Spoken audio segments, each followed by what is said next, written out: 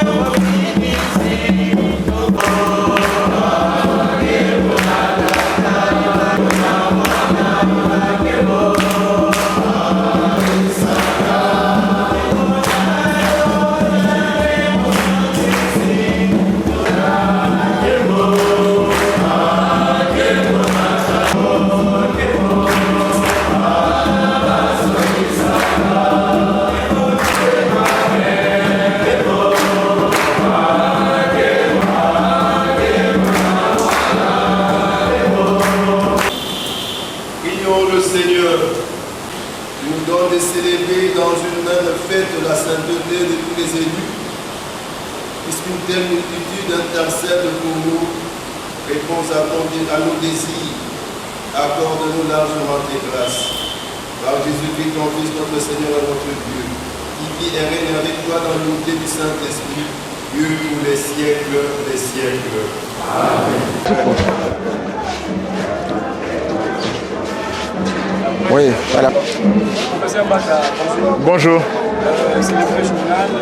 D'abord, avoir vos impressions par rapport avec cette messe organisée en mémoire des victimes organisée par le CLC.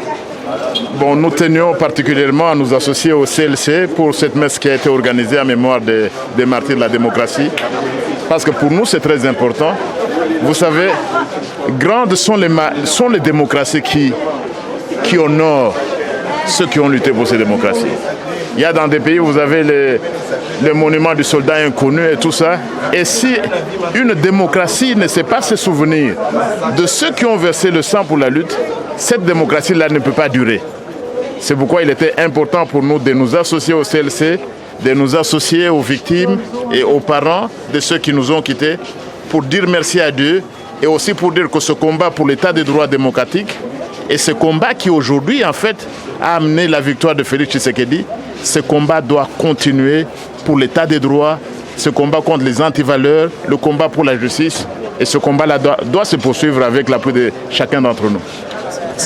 Moi, je suis Mbote. Mbote. Monio Awa. Bobundaki. Yo, aux l'un des victimes, Makambo, Oye Awa Lelo. Grand hommage, la bana, Baleki, Nayo, Obatika Kibiso, pour la lit, changement et salama. Élection, c'est un yenge ben Namibeko et salami. Et le Monio Awa. Bakongolais, Basso, Baronapso Sikoyo. Bakoyo, comme ça, ni n'imité mon abango. Message à Liboso. Et aller à encourager d'abord le comité laïque de coordination na ba initiative na bango nazota la professeur Ndaiwel awa akende liboso po structure nyonso ezalaka bato oyo bakambaka yango. Bango nde bazwi initiative oyo mpona kosenga messe mpona kokanisa bamartire oyo bakufaki na nzela ya leta moyini. Soko toye awa na messe, d'abord po bafamille bayeba. Namoni mama ya Roxy, namoni mama ya Thérèse, bango nyonso bayeba ke bana na bango baza bahero. Biso pe toko continuer kolela bango ti Nzambe akosala justice. Enge koloba te mpo na ngai Frank Diongo, bato nyonso oyo bakufaki na komba ya démocratie tokobunda ti l'État reconnaître bango. Eza kaka église te reconnaître bango, ti l'État reconnaître bango, ti jour moko ezala consacré lokola na tosengaki keno le 19 septembre ezala date tokozwa bato nyonso bakufaki na nzela ya démocratie. Monima ekwa kotongama, bakomo na bango ekomama, et puis président de la République ayamba ba famille ana ba victime nyonso ya démocratie. Il faut justice esalema. Po na ngai soko na ye awa ngamo na tindi mutu te na s'excuser te na invitation à professeur Ndayuel eza pona kokabula mawa na famille kokabula pasi pote bitumba o toza nango o bande bakufi biso continue nango tina suka. Merci beaucoup. Mais pourquoi est-ce que chaque fois qu'on pose un acte, vous réagissez en disant qu'il y a autre chose à faire? Il y a beaucoup de choses à faire pour que notre pays marche. Mais souffrez que nous puissions d'abord nous réjouir de l'action que nous faisons aujourd'hui, qui est donc de nous rappeler, de rappeler à l'opinion nationale et internationale qu'il y a des victimes de la démocratie et que ces noms ne doivent pas être oubliés. C'est ça le geste d'aujourd'hui. Et la fête de la Toussaint dans l'Église catholique, c'est le jour où on célèbre les saints, les ancêtres, tous ceux qui nous ont précédés et qui ont voulu que nous soyons mieux. Et je pense que les 15 dont nous avons cité les noms et tous les autres font partie de ce groupe. Alors réjouissons-nous d'abord de ce fait. Il y a beaucoup de choses à faire. Il n'y a pas que le CLC d'ailleurs qui doit tout faire. Nous sommes tous là pour travailler ensemble. Le CLC est une petite structure, mais qui travaille en partenariat, il est vrai, avec bien d'autres organisations. Et ces organisations aussi prennent de l'initiative. Il y a aussi des engagements politiques comme ceux de Frank Diongo qui sont aussi des choses à mettre dans le même panier, qui vont dans le sens que notre pays puisse se développer, arriver vraiment à se réaliser comme un état de droit où chacun vit bien dans ce pays. C'est ça l'essentiel de ce que nous vivons. Maître Mbote. Mbote ndeko. Pona nini meska mukolo mwalelo? Mukolo mwalelo pona manaka ba catholique eza feti ya Toussaint. Ezalaka mukolo bakanisaka ba martyr nyonso ya ba catholique oyo ba pesaki bomoi na bango to babundaki pona ma oyo bango bazalaki kondimela Nzambe.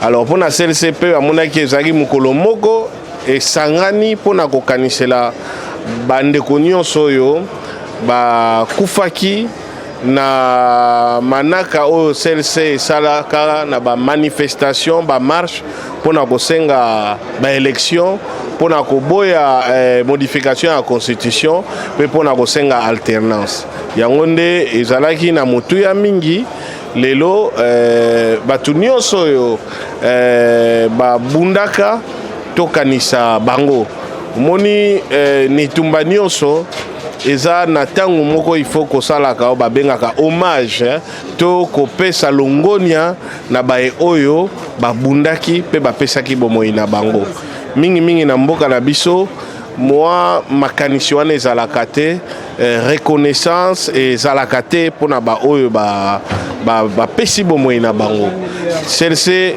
na makoki na ye eza nango mingi te kasi likanisi moko eyaki na ntango ya kopesa longoni ndenge nini tokoki kokoba na kotika makanisi ya baoyo babundaki mpo bakufaki ebosanama te yango nde basalaki maputa wana batie bakombo ya moko bamartire 15 mpona ezala lokola likanisi mingi ekoki kotikala na mitu na biso ete etumba oyo esalamaki na bopete te.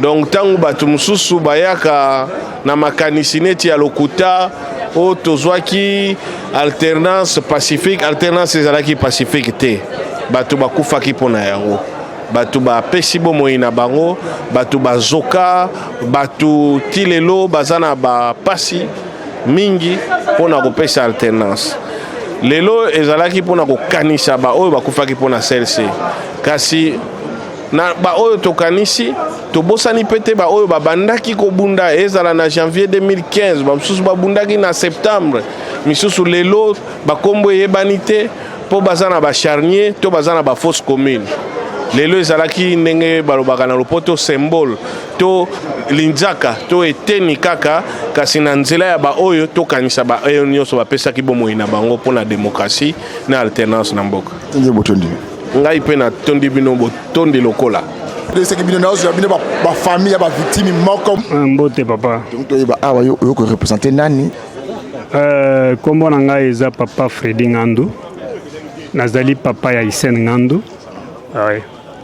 ndeko babetaka masasa banda kokima batira na ndenge nsima na je crois sous région eza na sous région teza na lemba nini na terminus ok message ni fort okopesa bandeko tu bakolanda biso sikoyo oyo bakolobaki pouvoir oyo eye na mouvement moko pacifique bakobosana ke po tozala lelo boye bato bakweyaka bato bakufa misusu tile bamonanaka te message onga naza nango nayebi te bana na biso babundelaki mboka oyo nauti kobungisa mwana nga liboso akufi mpo na mboka oyo alors yango nde biso mpe tozotikala nsima te tozobunda kaka lokola tosi tomoni tokometi na ndenge tozali boye bakongolais nyonso oyo bakufisa bana na bango bamartir ya mboka oyo ndenge mpe bapoliticien na bato ya sesa babiki bakotika bahéros mpo na mboka na biso kongo message nyonso nango kopesa bakongolais nyonso oyo basana bandako bakanisaka so afai na ndako nde alternance to politicien bakoyeba te ke oyo azosala un jour akoko mpe héros na mboka ya Congo. Message onga naza nango eza ya ke tozala kaka na courage tozala na courage tobundela mboka na biso. Oui mbote. Bonne santé. Nzamba obatela. Yo na famille Rosso za nani ndeko na ngai. Wow, naza petit frère na ye unique Watikali. Comme yaza ki grand frère na ngai unique waza. Message ni na kopesa na ba Congolais nyonso ba kozala biso siko tango yo kaka ke ndeko na yo grand frère na yo Rosso Mukendi akufi. Esala ka ndenge ni. Te na yo kaka te akufela nga na maboko. Na yo kaka te donc na viva scène wana. Donc nga mutabete nga lisolo na te ngande na viva yango na zalaka wana to achemina tina hôpital. Donc ko expliquer yango ezaro timo la pota na motema mais ndenge mo banda loba la mort ne détruit pas l'art mais est béatifié donc comme ça ngonde makasi. Hein, donc totikali na biso kaka nde ba révolutionnaire pour un changement et ya pays na biso pour la défense ya ba loi na biso pour l'avenir ba na biso donc totikali nde kana komba tant mo lelo bande ka CLC ba bengi sibine po boya ko solola boya na messe officielle pour ba mémoire bande ko tout ba koyaka c'est bien ndenge. C'est un grand plaisir de constater que la seule structure soit l'unique Oetikali na mboka oyo Congo ils ont pensé na ba famille à ba martyr et Zaraka CLC à part quelques individus politiques notamment ba président Moïse Katumbi oyo bazo CCT ko penser na ba famille à ba martyr mais appelle lelo ya CLC en tout cas marqué biso ko mona que ba immortaliser bande ko na biso na liputa oto banda ko lataka yango jalousement afin que batu ba mona réellement comme akila bande ko na biso et koya pona bo sembo puis pona vérité na mboka oyo. En tout cas nous sommes très heureux de concevoir que CLC azo kanisa ka biso et puis nos frères et sœurs papa et maman sont des martyrs de la vérité pour le changement na mboka na biso. Merci beaucoup. Oui, merci bandeko balandi atuko moi tozo on eza bon ba victime bandeko yo bakoya katanga ba police ba échouaka ba police ba mekaka au meeting na Sainte-Thérèse au marche boye bakomaka na suka celle-ci et l'église catholique ba telemaka ete biso totika mboka na biso kende boyute to telemi to kosila na biso na bino bomoni bandeko bakoya ka mokolo wana bazalaki belé ba pesaka titre exemplaire balabi 15